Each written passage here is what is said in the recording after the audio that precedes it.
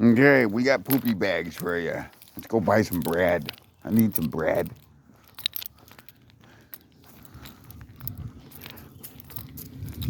We lost $2.75 somewheres, so we gotta buy some bread.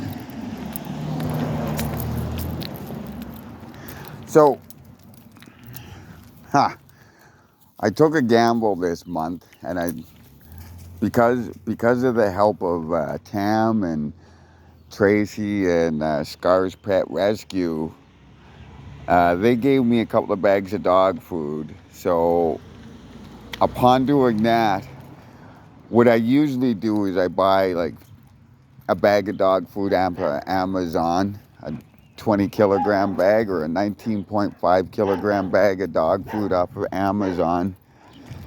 And that usually lasts them a month.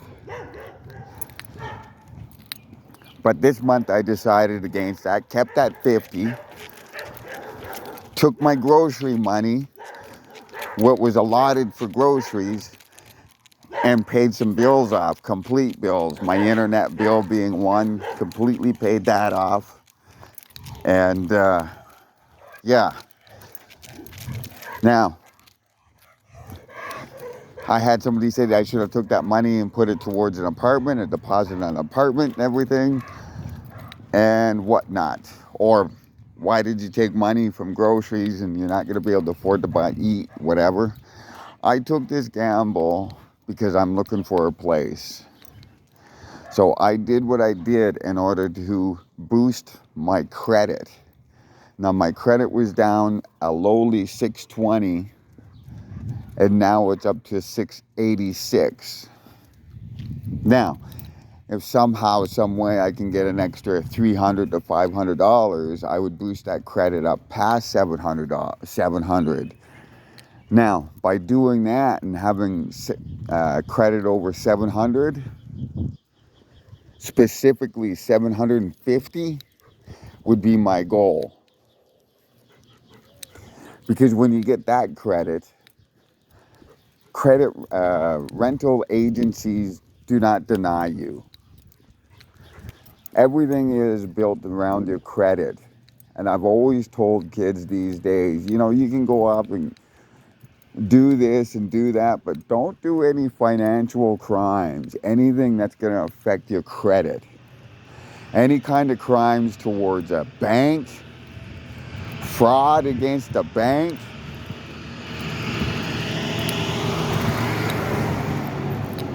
you will never recover from that. Like, I think it was a year ago that there was a big movement on TikTok where they were telling everybody you can get free money if you did this. When I heard about it, I already knew what it was, being a criminal for over 20 years. It's a check fraud scam where you grab a check from yourself and you make it out to yourself, and then you put you're going to deposit a bunch of money and then you pull that money out right away. It's a loophole around the depositing into your account. But that is check fraud.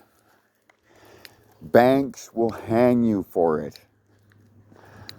They do not like people stealing from them. And who would? You know, it's like a landlord. You rent out to a person and that person trashes your place and doesn't pay rent and everything. You remember that. So, a lot of people don't understand is people don't want to go down that path, and it's hard. Same thing with banks, but banks are more powerful.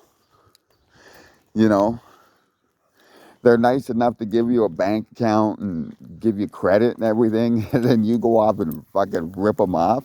It's like a slap in the face for somebody that's helped you out, and you fucking go off and fucking slap them in the face and sleep with their wife or their husband. If I was a big bank and I'm nice enough to give you a bank and, a bank account and able to help you out getting your credit up and everything, and then you rob me, I would take an offense to it too. Heck, as a former drug dealer, you take offense to people stealing from you. And who wouldn't? So, yeah, of all the crimes I've ever done, I have never done anything financially against a bank or a financial institution. So that's the one good thing, is at least I have a credit that hasn't been dive bombed by a stupid mistake in my past. The problem is I have to deal with other people's stupid mistakes because of the way I look, you know? So, yeah. How I overcome that is having a credit over 750, because then corporations see, oh, 750 credit, that's good credit. They won't care about the 3 dogs. They won't care about what I look like. All they care about is 750 credit. He pays his bills. He has good credit. That's all they care about.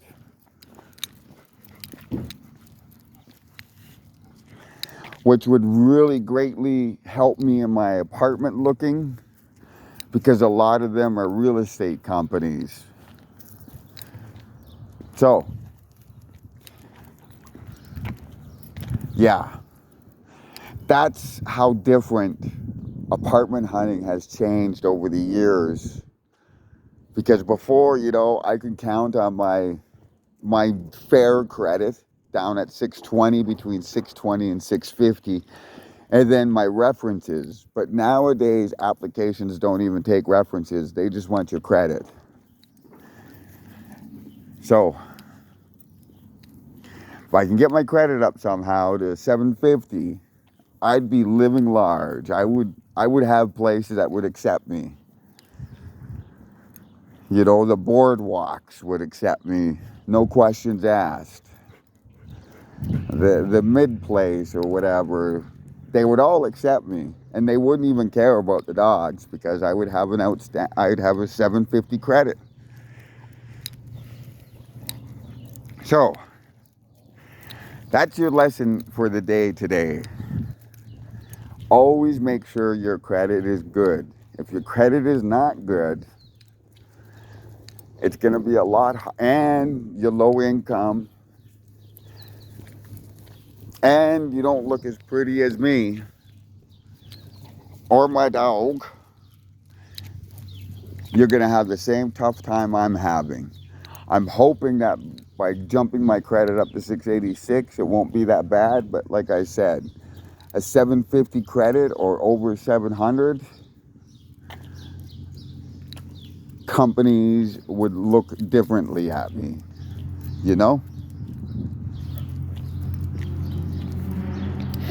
Now, I could go jump that credit up, but then I would have to go make payday loans, and then it would cost me an additional $28 on each of those payday loans, because I would just take the money, hold it, and then go back in 48 hours and give them their money back. But then I'd have to pay the fee, $28. But that jumps up your credit pretty quickly too if you do that 3 or 4 times.